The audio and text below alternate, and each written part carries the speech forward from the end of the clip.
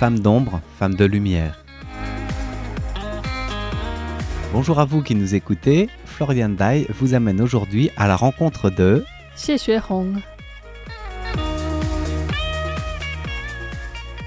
Bonjour à toutes et à tous et bienvenue dans ce nouvel épisode de Femmes d'ombre, femmes de lumière qui sera la suite de celui de la semaine précédente puisque nous avions commencé à présenter la vie de Xie Xuehong, une jeune femme née en 1901, donc nous avons présenté sa jeunesse très pauvre, comment elle a été vendue enfant pour couvrir les frais des funérailles de sa mère, et puis cette famille adoptive la battait, elle a essayé de se suicider, finalement elle a été rachetée par quelqu'un d'autre, donc un riche marchand qui est devenu son mari.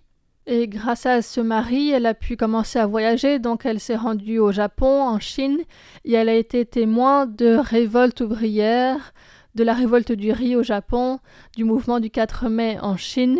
Et dans ce contexte-là, elle s'est rendue compte qu'il était possible de résister à l'oppression, que d'obéir ou d'essayer de se suicider n'étaient pas les deux seules stratégies possibles.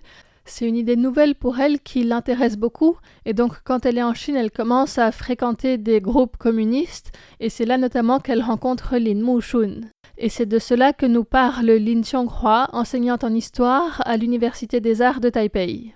Lin Mushun est taïwanais aussi et c'est la première fois, c'est 1924. Ah oui, elle est allée à Shanghai parce que quand elle est rentrée de Qingdao, tout à l'heure je parlais, elle a déjà aussi l'espoir pour être une femme indépendante. À ce moment-là, Xie Xuehong est mariée, mais en fait c'est une concubine de Jiang Shumin. Il a d'autres femmes et elle est tout à fait consciente que même si il la met hors du besoin financièrement, elle se sent comme un jouet sexuel pour lui et pas plus. Mais je pense que ça c'est pourquoi elle est différente avec l'autre concubine, entre guillemets. Parce qu'il n'a jamais fait d'études. Mais il a toujours aussi pensé c'est le sens de la vie. Il a aussi une phrase très importante et très célèbre. Chaque fois, je donnais des discours ou parlais avec mes étudiants, je dis que si on voudrait connaître aussi la vie de Xie Xuehong, cette phrase, c'est très important.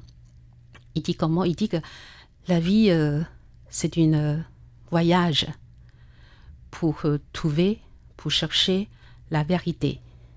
Pour elle, je pense qu'il connaît très bien, même si maintenant je n'ai pas de souci pour manger, mais je suis comme un jouet pour un homme. Et donc elle a décidé de gagner sa vie pour elle-même. À ce moment-là, Xie Xuehong est donc devenue vendeuse de machines à coudre de la marque Singer qui était déjà présente à Taïwan à l'époque. Elle allait chez les gens en vélo toute seule et elle donnait des cours aux personnes qui achetaient les machines à coudre pour leur apprendre à s'en servir. Et donc souvent, elle prend le vélo, puis son image dans la rue de Taichung. Et il y a aussi des médias, des journaux, prend son photo et puis écrit aussi des reportages sur elle. Parce qu'à ce moment-là, c'est très rare. Une femme indépendante prendre le vélo et donner des cours et après gagner aussi sa propre vie. Et donc petit à petit, il voudrait quitter cet homme, Jiang Shumin. Je crois que le voyage en Chine, oui, aussi au Japon, c'est très important aussi, ouvrir ses yeux et aussi l'imagination pour sa vie de futur. Et parce que quand elle n'a jamais rentré à l'école, et donc quand elle a aussi, comme elle était une sales, c'est ça? Et souvent, il a digéré aussi un petit article de journal et après plié et dans sa poche. Et si ce client il est gentil, après le cours sur la machine, ce client lui donnait un petit thé ou quoi de parler, et il a tiré aussi ce petit journal et puis pour demander beaucoup de mots, comment dire. Et c'est ainsi que Xie Xuehong, déjà adulte, commence à avoir envie d'apprendre à lire. Et donc, une fois qu'elle a fini de leur enseigner à se servir de la machine à coudre, elle leur demande la signification de tel ou tel caractère et elle apprend comme ça petit à petit. Et donc, après ça, je crois que c'est plus en plus fort. Il voudrait rentrer à l'école pour apprendre. Et donc, à ce moment-là, c'est de 1924. C'est la première fois qu'elle est allée à Shanghai. Et dans le grand bateau, elle a rencontré Lin Mushun. Lin Mushun, c'est qui? C'est le créateur du Parti communiste. Et à ce moment-là, Lin Mushun, il est aussi l'étudiant de École normale de Taipei Shifan. Mais comme Lin Mushun s'opposait au régime japonais en place, il a été expulsé de l'école et donc c'est comme ça qu'il a décidé d'aller en Chine et que sur le bateau, il a rencontré Xie Xuehong. Et après de parler, je pense qu'ils ont beaucoup de valeurs pour l'avenir, l'imagination pour Taïwan, c'est proche. Et donc après, quand ils sont arrivés, d'abord, c'est aller à Hangzhou. Après, c'est Shanghai. Et donc, à Hangzhou, ils ont loué aussi la maison avec quelques jeunes étudiants, mais tous, c'est les garçons. Maintenant, ça, c'est normal. Mais dans l'époque-là, quand même, une femme, surtout, tu étais concubine de quelqu'un, oui, et vous avez abandonné aussi ton mari, et puis passer la vie avec les jeunes étudiants, des garçons, et vivre ensemble. Et donc, l'image, c'est négative. Et donc, on pense que ça commence petit à petit vers le chemin révolutionnaire. Donc, on dit que quand même, après, il a aussi participé de Wusa Yundong. Le Wusa Yundong, c'est le mouvement anti-impérialiste du 30 mai 1925, avec une grève générale dans beaucoup de villes importantes de Chine. Et Xie Xuehong, dans ce mouvement, il fait aussi très fort. Hein. Quand ils sont passés aussi dans l'ambassade japonaise, il est rentré dedans, après tiré de drapeau national de Japon, et puis pullé. Et c'est pour elle, hein, après on regarde, il écrit dans son mémoire, il dit que c'est la première fois, il pense que sa vie c'est comme d'un oiseau sorti de cage. Et il peut crier, il peut chanter. Et c'est pourquoi dans cette manifestation, elle est plus, radicale, c'est ça, entre guillemets, que les autres. Et donc, quand il y a une femme, une jeune fille rentrée dans l'ambassade, ça c'est grave quand même. Et donc, quand même, le PCC, il fait attention pour cette jeune fille. Il voudrait savoir c'est qui, c'est vient d'où, et pourquoi il fait ça. Et après, contacter avec elle, et pour lui demander, c'est possible, rentrer de l'université de Shanghai. Et donc, c'est 1925. N'ayant même pas fait d'études primaires et sachant difficilement lire, au début elle a refusé, mais la personne de contact du Parti communiste chinois a insisté en disant qu'il cherchait des personnes comme elle qui venaient d'origines plus diverses et plus pauvres aussi. Donc finalement, elle a accepté, même si c'était pas évident pour elle. Et après, quand il a examen, parce que il sait pas comment écrire, et toujours, elle est la première personne qui quitter la classe. Et tout le monde croit qu'il est fort. Hein, il a déjà fini aussi le test. Mais non, il dit que, en effet, je sais pas comment exprimer, hein, écrire comme il faut. Ouais. Mais après, à peu près 4 mois, c'est la fin de 1925. Le PCC lui dit que Lin Mushun vient de Taïwan. On espère vous envoyer à Moscou. Et il y a aussi l'occasion, c'est pour rentrer de l'université d'Orient. Et Lin Mushun et Xie Xuehong, c'est rentré d'abord dans la classe de chinois. Mais pour les deux, c'est très difficile parce qu'ils ne savent pas parler chinois. Parce que dans les années 30, Taïwan était colonisé par le Japon et donc les gens parlaient japonais à l'école où ils apprenaient le japonais, c'était la langue officielle.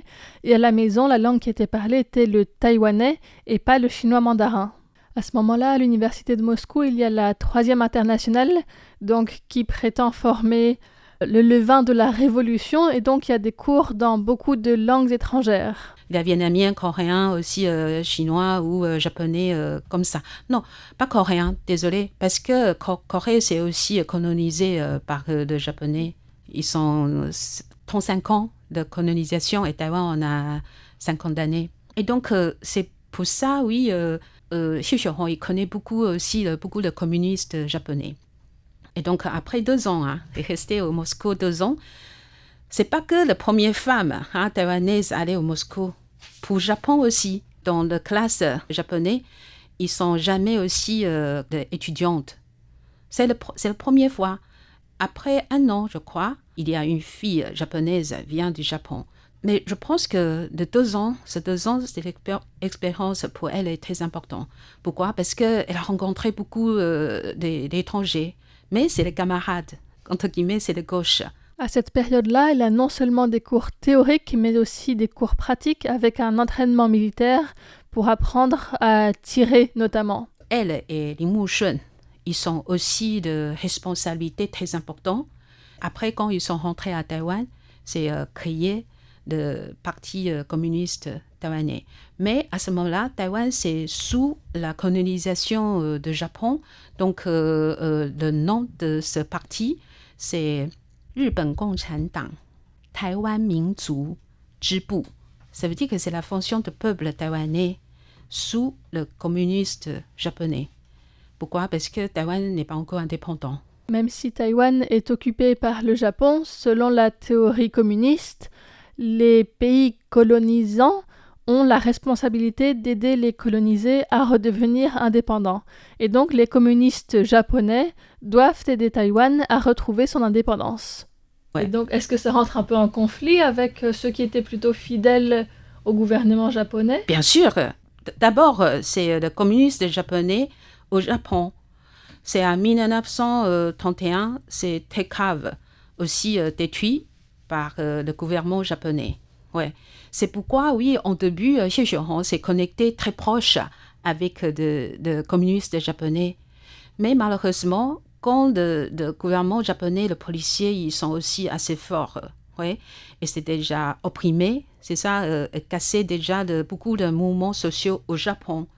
Donc, les communistes japonais, ils n'ont pas de moyens pour continuer à aider les communistes taïwanais. Et donc, c'est pourquoi, après, c'est le communiste chinois. Au début, la relation n'est pas si proche. Ouais. Mais après, c'est eux, quand même, participer pour l'organisation de parti communiste taïwanais. C'est un parti très jeune. Ouais. Donc, il a créé en 1928. Mais c'est fini en 1931. Ouais. Et je dois parler aussi une petite histoire, parce qu'à Shanghai, ils ont organisé un club de lecture, Dushuhui, avec des jeunes étudiants taïwanais à Shanghai. Mais en effet, c'est créé ce parti communiste taïwanais à Shanghai. Mais malheureusement, il n'y a que 2 semaines.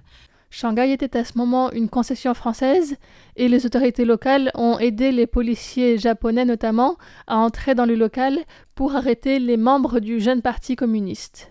Mais Xie Xiaohong est très maligne parce qu'on n'a pas oublié, en effet, il ne sait pas lire avant. Et donc, quand elle a arrêté, il dit que non, je connais pas bien comment lire. C'est pas possible participer à un parti communiste. C'est pas possible. Et c'est vrai, c'est une très bonne actrice. Et donc, le policier japonais, il croit que oui, peut-être ça, c'est vrai. Les policiers japonais trouvaient quand même ça un petit peu louche, donc ils lui ont donné l'ordre de quitter Shanghai et de retourner à Taïwan. Donc, c'est ce qu'elle fait. Et comme à ce moment-là, la plupart de ses camarades ont été arrêtés, elle est chargée, avec Lin Mushun, de prendre la tête du parti communiste taïwanais depuis Taïwan. Nous parlerons donc de la suite de ces aventures dans le prochain épisode. C'était Femmes d'ombre, Femmes de lumière, présenté par Florian Dai. Merci de votre écoute.